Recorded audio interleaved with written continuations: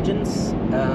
This is the start of an interesting part of our journey because just this morning, so just as a bit of a recap, we left West McDonald's yesterday and drove to Uluru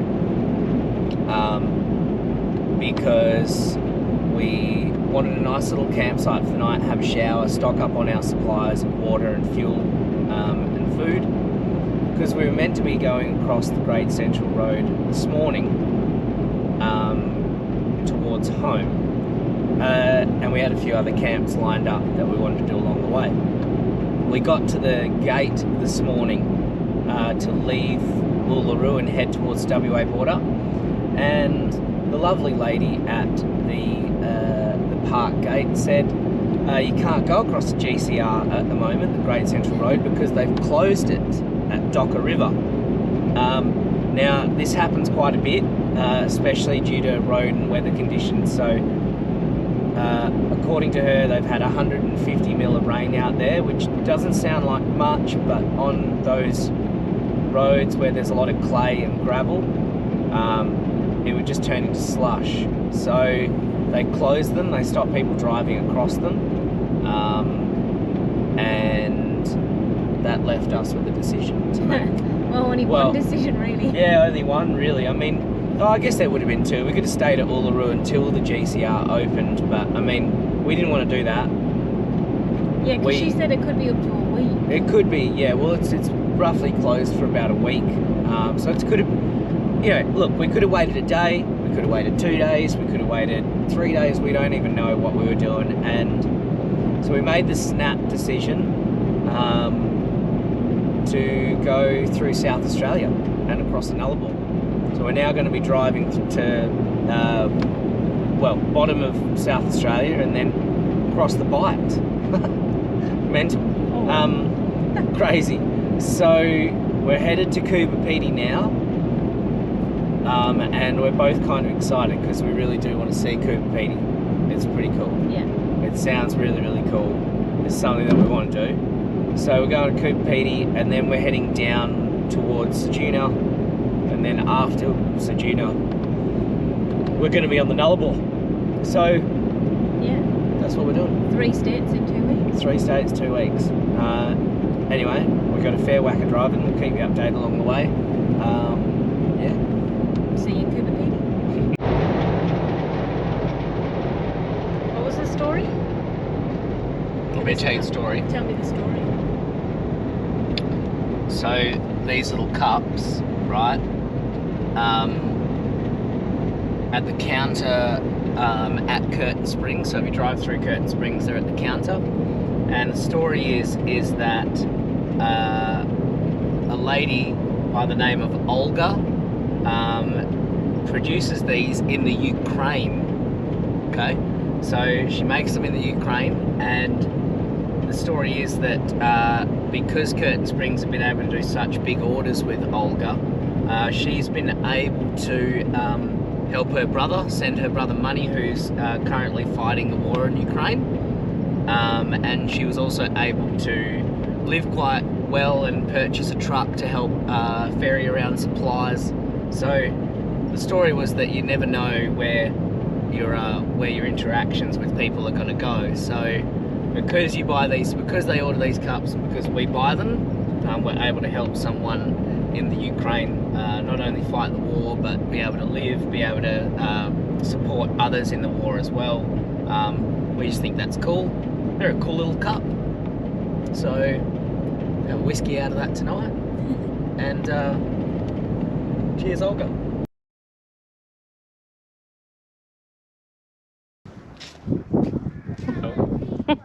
Hour backwards, hour forwards, hour backwards, hour forwards. Oh yeah, time difference.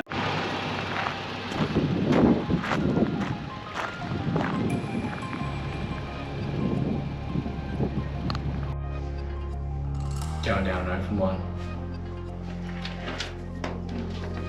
Oh, pick and a shovel and a hand windlass. Get to work, come on.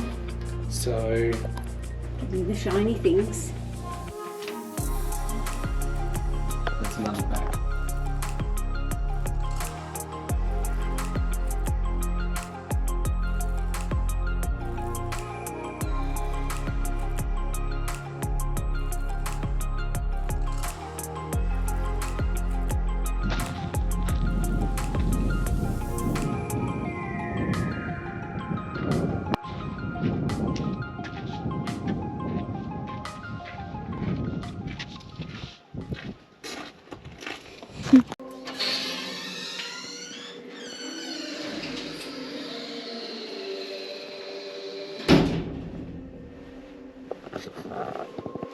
It's very creepy.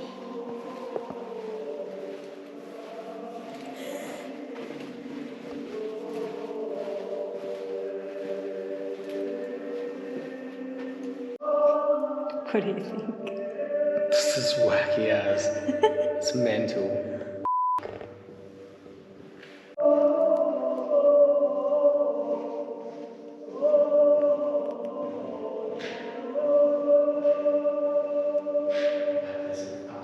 And boom, we're here.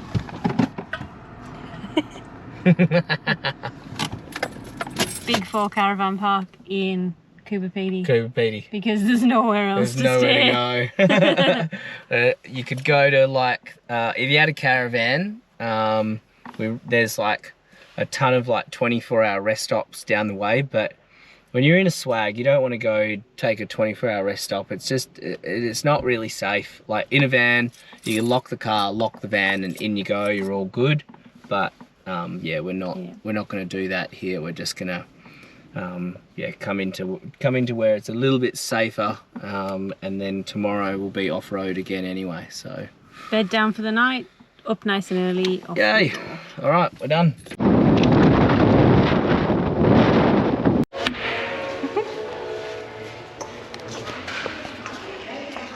Well, this is different.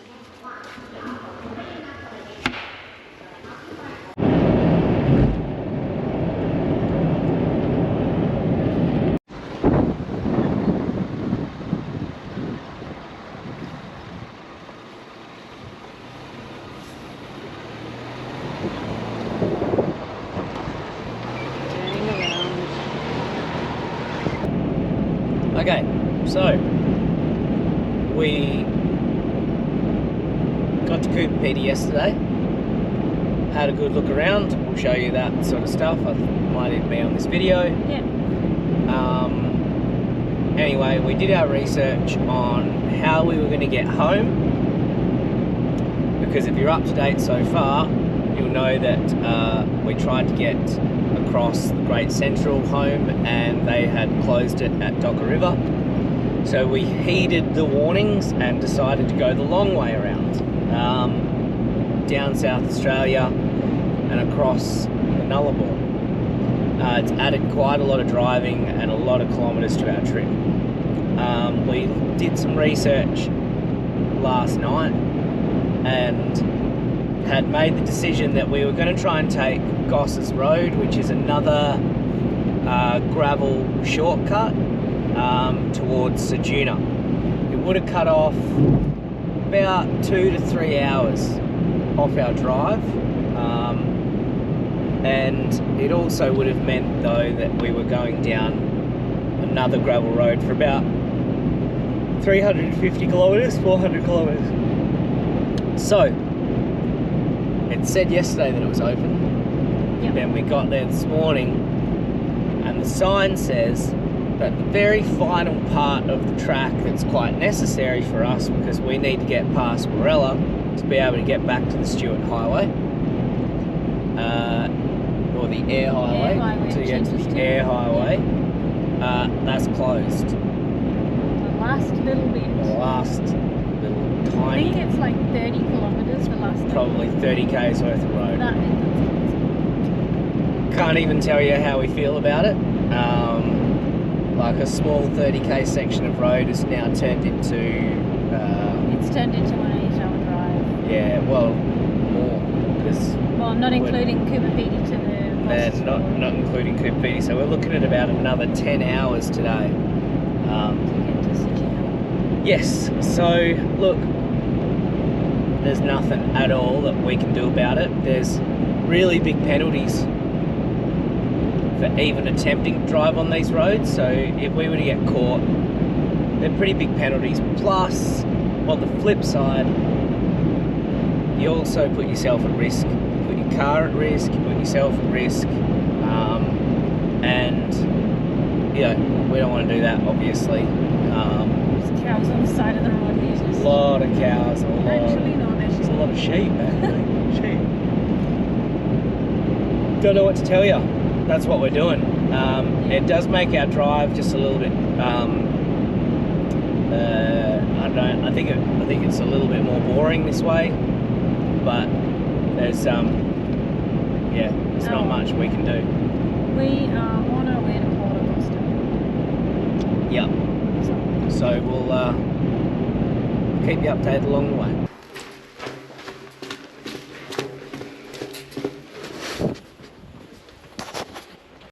Oh, look.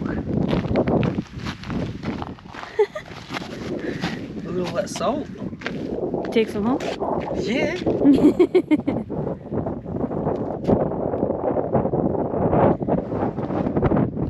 Oh, did you just eat it?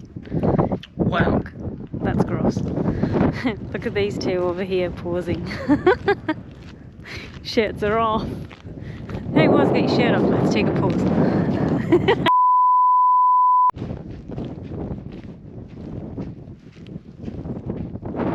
What is it? Just a big chunk of salt. Okie dokie, we are just passing Port Augusta, so you can see the wind farm up on the hill. Landscape's changed a lot. It's gone to kind of like the ranges. I think they're called the Baxter Ranges, we're not sure, so we might correct ourselves later. We've got 4 hours to go before we're in Ceduna, and as a treat for the 10-hour car drive that we're doing today, we've decided to get ourselves a lovely hotel room in Ceduna, which looks quite nice. So that is what we're going to go do, isn't it? Yep. We just had a little bit of lunch outside Port Augusta. We didn't go in Port Augusta, so I can't tell you really much about what it's like, but back on the open road for a bit.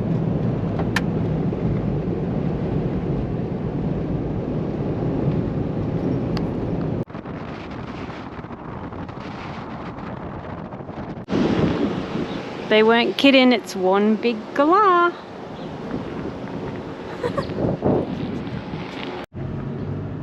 Look at that. Ocean. It's the bloody ocean right there. It's the ocean. 2 days of travel. Halfway home. Hello everyone. So before we cross the Nullarbor tomorrow, we decided Get a hotel to room. get a nice hotel in Ceduna. These are the views. Not bad for Ceduna. It's pretty good. We're about to go out to dinner, but we didn't bring very appropriate clothing, so... Boots. Camping boots. It's gonna do. Ah well.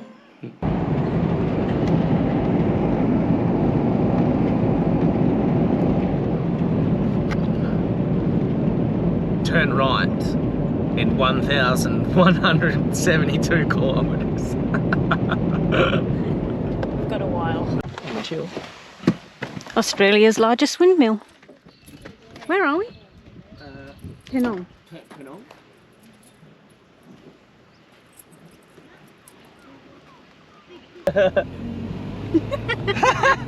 Whoa! We walked from Sydney. He walked from Sydney. Oh, I don't even know what to say. That is just amazing. Some people just are in like incredible far out.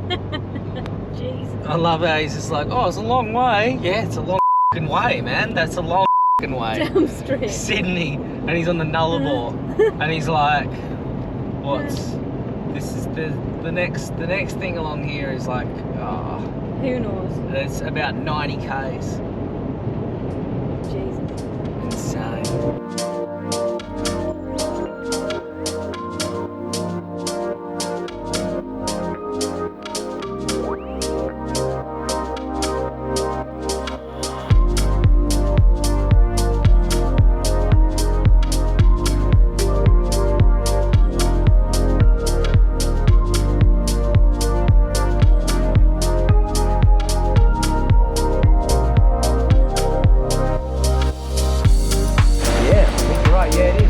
See you, Will? Yep. Hang on.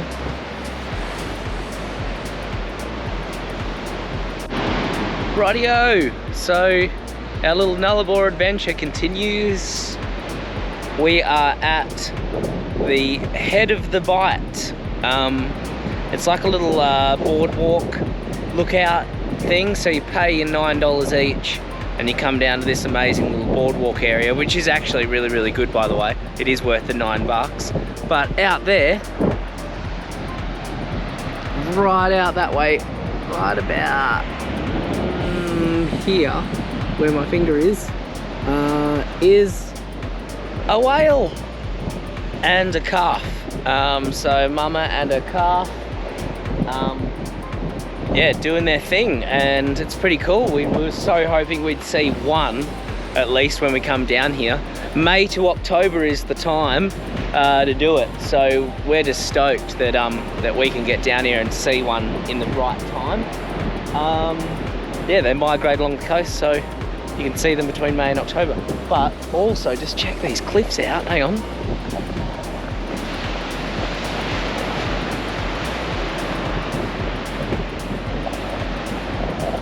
There's the Great Australian Bight. Oh, it's so cool to see. It is really cool down here.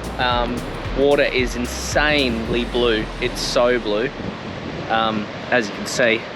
Hope the GoPro's doing it a bit of justice. It's probably not, really. It's probably not doing it justice. It's absolutely amazing in person. But yeah, if you go along on Nullarbor, this is definitely a little drop in that is worth it's worth taking because it's spectacular. We found our camp for the night.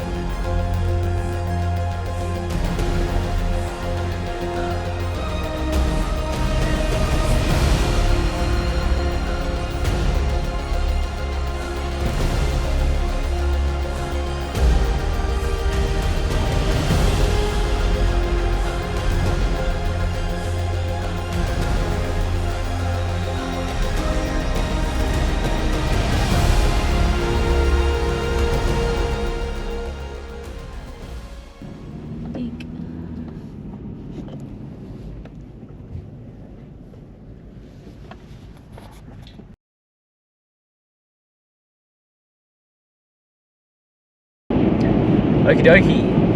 So we had seen some whales yesterday, which was pretty cool. And then basically from there we decided that it was a good time to try and find a camp for the night, because we had been intent on staying on the Bunda Cliffs. There are quite a lot of like different little camp options along there, mainly just offshoots off the side of the road, so we just took the first one that we came to, and it was awesome. We managed to get a spot like directly on the cliff. It was pretty windy and it got progressively colder through the night. We did have a fire, so that was our saving grace, but it was a freezing cold morning. That wind was like ice off the cliffs there, so if you camp along there at this time of year, expect it to be absolutely freezing, because I think it said it was 5 degrees this morning, but that wind was neither of us could handle the wind. We just wanted to be in the car and gone. So we left and we crossed the border. We're in WA. Yay. We do have a lot of driving left. GPS is saying something around just under 14 hours, I think, left to go. Yeah. Well, exactly that. Yeah. Just under 14 hours left to go. We're on our way. Our next stop is going to be Balladonia, where we'll pick up some fuel. And I also think Balladonia is the end of the 90-mile stretch, which is the longest road in Australia, isn't it? Longest, straightest road in Australia. So it's just dead straight for 90 miles. 90 miles, what's that? 100, must be around 115, 120 kilometres or so. Just dead straight. Yeah. Oh, we stopped in at the old telegraph station. That was cool. Yeah, it was cool. Cool to see. Always wanted to see it. Look, there's not much there. It's literally just the ruins, the rocky ruins. But I don't know. I've always wanted to go and check it out. That's it. Yeah. And we're just chewing up blacktop, as they say, and continue to cruise until we get to Balladonia. Yep.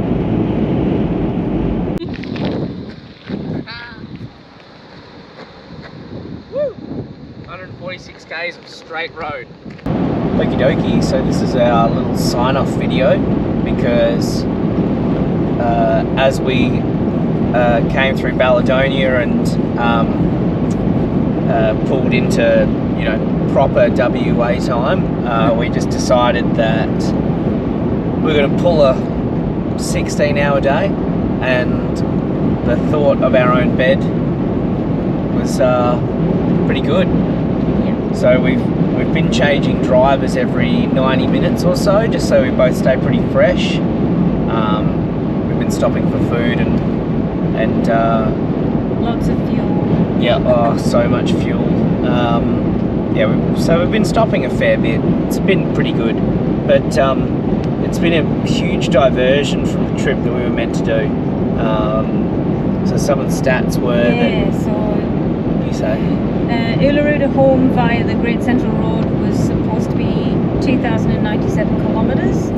Instead, we did Uluru via South Australia to home, 3,699 kilometres. So a total diversion of 1,572 kilometres.